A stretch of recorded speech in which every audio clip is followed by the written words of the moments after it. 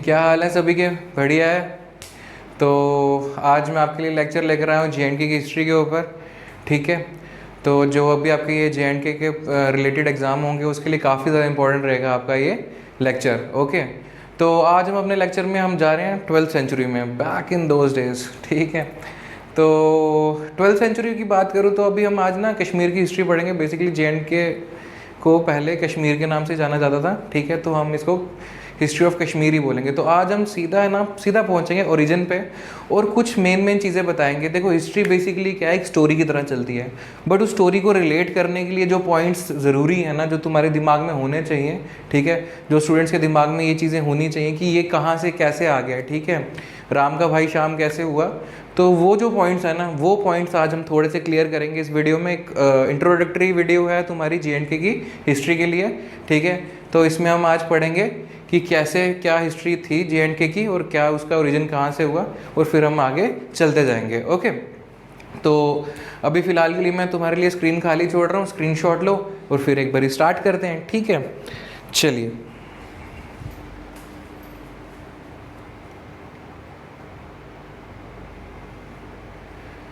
हाँ जी, तो ले लिया स्क्रीनशॉट, बढ़िया किया। तो फिर बात करूँ कश्मीर के नाम की, तो जैसे कि मैंने यहाँ पे लिखा ही हुआ, ठीक है, तो कश्मीर को यहाँ से स्टार्ट करता हूँ मैं। ठीक है, the name Kashmir means desiccated land. Desiccated का मतलब क्या होता है? सबसे पहले तो ये बात है, डेसिकेटेड का मतलब होता है टू कम्प्लीटली ड्राई अप। तो क्यों इसको प्रॉपर डेसिकेटेड लैंड क्यों बोलते हैं? क्योंकि ड्राई होगी। तो सबसे पहले अगर मैं बात करूं 12th सेंचुरी की, तो हमारे पास एक हिस्टोरियन थे जिन्होंने बुक लिखी थी, जिनका नाम था कल्हाना। ठीक है, जिनकी बुक का नाम था राजतरंगिनी। तो उन्होंने अपनी बुक में क्या लिखा है? उन्होंने अपनी बुक में ये लिखा है कि जो कश्मीर था वो बेसिकली पहले एक लेक होती थी। ठीक है, और उस लेक को उसके बाद हिल्स को काट के उसको ड्राई अप किया गया और फिर वो एक वैली की शेप या फिर वैली की फॉर्म में आई। ठीक है, जहाँ पे फिर आज कश्मीर वैली जिसको हम बोलते हैं। ठीक है, तो ये 12th सेंचुरी की बात है जब कल्हाना ने ये बुक लिखी थी। ठीक है, तो एक बार ये मैं यहाँ से आपको रीड करके बताऊँगा। ठीक है, और साथ साथ में हम चलते रहेंगे। ओके, चलो। तो बोल रहा है the name Kashmir means desiccated land. ठीक है, जिसमें का जो ये है कश्मीर। ठीक है, का मतलब वाटर, श्मीर का मतलब डेसिकेट। डेसिकेट का मतलब डेसिकेटेड मैंने बोला ना अभी। ठीक है, ड्राई अप। ठीक है, तो वैसे वाटर को निकाल दिया गया, कंप्लीटली ड्राई अप कर दिया। ठीक है, तो ओरिजिन बोलता है कल्हाना ट्वेल्थ सेंचुरी पोइट। ठीक है, हु रोट राजतरंगिनी। अभी अगर मैं एग्ज़ाम की बात करूं, ओके, तो ये बेशक आप कोई भी एग्ज़ाम उठा लोगे ना, तो ये बहुत इंपॉर्टेंट क्वेश्चन है कि हु रोट राजतरंगिनी। बहुत बार क्वेश्चन आता है हु रोट राजतरंगिनी, या फिर कल्हाना का नाम लेके तुम्हें राजतरंगिनी पूछ लेंगे, या राजतरंगिनी का नाम पूछ लेके कल्हाना को पूछ लेंगे। तो ये किसी भी एग्जाम के पॉइंट ऑफ व्यू से बहुत इंपॉर्टेंट है। ठीक है, इसलिए ये क्वेश्चन तुम्हारे को मैं मार्क करवा रहा हूँ। ठीक है, तो Kalhana 12th century poet wrote Rajatarangini, जिसको क्या बोलते हैं, रिवर ऑफ किंग। ठीक है, तो कब ये, इसका टाइम पीरियड क्या है, 1148 से 1149। ठीक है, तो जो राजतरंगिनी में क्या है, contains political, social and other information pertaining to Kashmir and India. ठीक है, तो इसमें क्या है, जो सोशल, ठीक है, social and political and other information, ठीक है, जो कि कश्मीर की थी और इंडिया की थी, इसमें उसने ये सब लिखा। और 11 क्रॉनिकल्स हैं इसके बीच में। ठीक है, राजतरंगिनी के बीच में, जो कि हमें बताते हैं हिस्ट्री ऑफ कश्मीर कैसे चली, उसके बीच में क्या क्या था। ठीक, तो उसके बाद बात करें, in his book he stated that the valley was a lake according to Hindu mythology. Rishi Kashyap, जो कि किसके बेटे थे, मरीचि के बेटे थे। ठीक है, who was son of Brahma. ठीक है, तो कश्यप किसके बेटे थे, मरीचि के, और मरीचि किसके बेटे थे, ब्रह्मा के। तो जो ऋषि कश्यप थे, ठीक है, उन्होंने बारामूला से हिल्स को काट के, ठीक है, कश्मीर वैली को ड्रेन किया था। ठीक है, जो एक लेक थी उसको ड्रेन किया था, और उसको बाद में ब्राह्मण्स को वो लैंड आगे सौंप दी थी, ताकि वो वहाँ पे रह सकें और आगे अपनी पूजा पाठ जो भी है वो सब चीज़ें कर सकें। ठीक है, अकॉर्डिंग टू हिंदू मैथोलॉजी। ये 12th सेंचुरी की बात है। ओके अगर हम बुक्स की टेक्स्ट की अगर उनकी रेफरेंस से बोलें तो ये चीज़ें वहाँ पे लिखी गई हैं। ओके तो उसके बाद जैसे मैं अगर सिर्फ इसको एग्जाम पॉइंट से बोलूँ तो इतना तुम्हें रिटेन करना काफ़ी है, ठीक है। उसके बाद एक और हमारे पास टेक्स्ट है, ठीक है, जो अर्लीस्ट टेक्स्ट बोलते हैं कश्मीर का, ठीक है, नीलमा पुराना, ठीक है।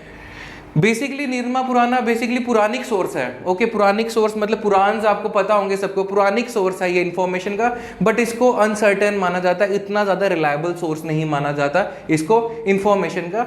बट फिर भी अगर सबसे कभी कोई क्वेश्चन आ जाए कि which is the earliest known text of Kashmir, तो अगर वहाँ पे नीलमा पुराना होगा तो तुम लोग नीलमा पुराना पे टिक मार के निकल जाओगे आगे, ठीक है। तो वो यहाँ पे जैसे मैंने यहाँ पे लिखा है बट कंसीडर्ड अनरिलायबल सोर्स, ठीक है। तो जिसमें जो कि कहता है it contains the sacred legends regarding the origin of the Kashmir. Okay तो ये कुछ चीज़ें हैं जो जैसे ओरिजिन हुआ जब कश्मीर का, कैसे वो एक वैली बनी, किस तरह से कौन कौन से लोग वहाँ पे आए, ठीक है, क्या क्या उन्होंने वहाँ पे किया। तो हम एक आज ना एक ओवरव्यू ले रहे हैं इस क्लास में। तो जैसे हम नेक्स्ट क्लास में चलेंगे फिर हम एक स्टोरी शुरू कर देंगे, ठीक है। शायद इसके बाद एक छोटी सी क्लास तुम्हारी और बनेगी, छोटी सी वीडियो और बनेगी जिसमें तुम्हें मैं थोड़े से पॉइंट्स और बताऊँगा। Then will move to the story of history of Kashmir. Okay तो यहाँ पे मैं आ जाता हूँ, ठीक है। तो इसके बाद क्या बोलता है कि एक मुस्लिम एम्परर हुआ, ठीक है, एक मुस्लिम रूलर हुआ, ठीक है, जिसका नाम था ज़ैनुल अबदीन, ठीक है, जिनको बहुत कीन इंटरेस्ट था संस्कृत में। अच्छा एक चीज़ और, ये राजतरंगिणी जो है ये भी किस में लिखी गई है, संस्कृत में लिखी गई है। कभी क्वेश्चन आ जाए कि राजतरंगिणी किस लैंग्वेज में लिखी गई है तो तुम्हें पता होना चाहिए संस्कृत, पेन डाउन कर लेना। ओके तो काफ़ी कीन इंटरेस्ट था इनको संस्कृत में, और जबकि इनकी जो कोर्ट जो लैंग्वेज थी वो पर्शियन थी, ठीक है। तो उन्होंने क्या किया, राजतरंगिणी को अप टू डेट किया, क्योंकि जितना हमारे कल्हाना जी लिख के गए थे, ठीक है, उसके बाद कुछ और भी ऐड किया होगा उन्होंने, ठीक है। तो जो ऐड किया उन्होंने वो 2 क्रॉनिकल्स थे, समझ लो जो 2 एक राइटर्स थे एक तरह से मैं बोलूँ, ठीक है, जोहा राजा और मुल्ला अहमद, ठीक है। तो जो जोहा राजा जी थे जी, ठीक है, जिनकी जो आगे जो उन्होंने ऐड ऑन किया, जो उनकी बुक का नाम चला राजावली, और मुल्ला अहमद जी की बुक का नाम क्या चला, बहरुल आसमान, ठीक है, बहरुल आसमान। और जो ये राजावली थी ये बेसिकली ये चीज़ें याद करने वाली हैं इसीलिए बता रहा हूँ, ये संस्कृत में लिखी गई, और बहरुल आसमान, ठीक है, ये पर्शियन में लिखी गई। और जो जोहा राजा थी, ठीक है, जो जोहा राजा की बुक थी राजावली, ठीक है, वो डील करती थी किसके साथ, region of the latter Hindu rulers, ठीक है, जहाँ पे जया सीमा से लेके क्वीन दिदा तक इन्होंने उनका टाइम पीरियड को कवर किया है। ओके और जबकि मैं बात करूं मुल्ला अहमद की बुक की, तो वो डील किसके साथ करती है, बेसिक हिस्ट्री ऑफ कश्मीर। तो जो जो वहाँ पे हुआ हिस्ट्री में वो सारा का सारा यहाँ पे इन्होंने रिकॉर्डेड रखा अपनी बुक में। ओके उसके बाद कुछ पॉइंट्स की बात और करूं मैं, ठीक है। उसके बाद एक नाम आ जाता है हमारे पास उस टाइम पे, अबुल फैजल। अबुल फैजल बेसिकली अकबर का नाम सबने सुना होगा, अकबर के नाम से नवरत्न थे उनके कोर्ट्स में, उनमें से एक अबुल फैजल थे, ठीक है, अबुल फैजल, ठीक है, जिन्होंने एक लिखी थी अकबरनामा, ठीक है, और अनी अकबरी, ठीक है, ये 2 बुक्स उन्होंने लिखी थी। काफ़ी बार इस पे भी क्वेश्चन आते हैं, ये मैं बता इसलिए अलग से रहा हूँ क्योंकि ये तुम्हारा बेसिक हिस्ट्री से भी रिलेट करता है ये, ठीक है। तो अबुल फैजल ने जिन दो जो बुक्स लिखी हैं, ठीक है, अकबरनामा और एनी अकबरी, ठीक है, जो इन्फॉर्मेशन दे दी है जोग्राफिकल, एडमिनिस्ट्रेशन, एंटीक्विटीज़ का मतलब होता है एब्सोल्युटली जो बड़ी सही चीज़ें होती हैं, ठीक है, क्राफ्ट्स, जितनी भी चीज़ें होंगी ना उन सब की इन्फॉर्मेशन देती है on the aspect of Kashmir, ठीक है। और उसके बाद बात करूं मैं, फिर उसके बाद एक चाइनीज़ ट्रैवलर थे, ठीक है, जिनका नाम था ह्यून सैंग, ठीक है, तो इसको तुम कुछ भी प्रोनाउंस कर सकते हो, ह्यून सैंग, जैसे तुम्हें रिटेन करने में इजी लगेगा वैसे तुम याद कर लेना, ठीक है।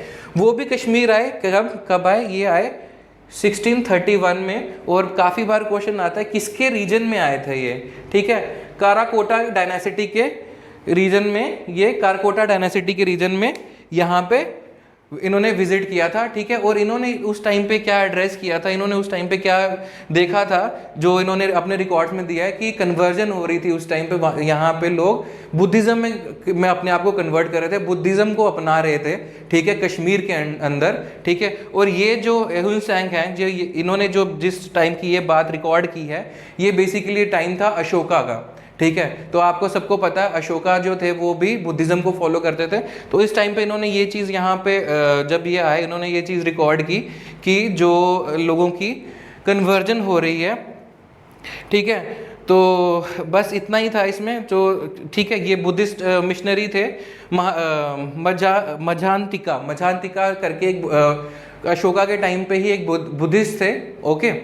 तो इनको इन बुद्धिस्ट मिशनरी बना के यहाँ पे बुद्धिज़्म को स्प्रेड करने के लिए आगे भेजा गया था, ठीक है, जो बिल्कुल हेल्प कर रहे थे बुद्धिज़्म को फैलाने के लिए और लोगों को बुद्धिज़्म अपनाने के लिए आगे उनकी मदद कर रहे थे, ठीक है। तो आज के फिलहाल लेक्चर में अगर मैं हिस्ट्री एक थोड़ा सा पार्ट हमारा कवर हुआ है अपना JNK की हिस्ट्री को लेके, ठीक है, कश्मीर की हिस्ट्री को लेके, ओके।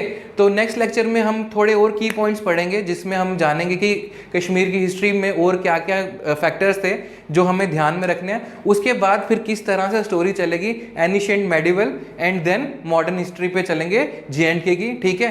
तो आप बने रहिए मेरे साथ नेक्स्ट क्लास तक, ओके।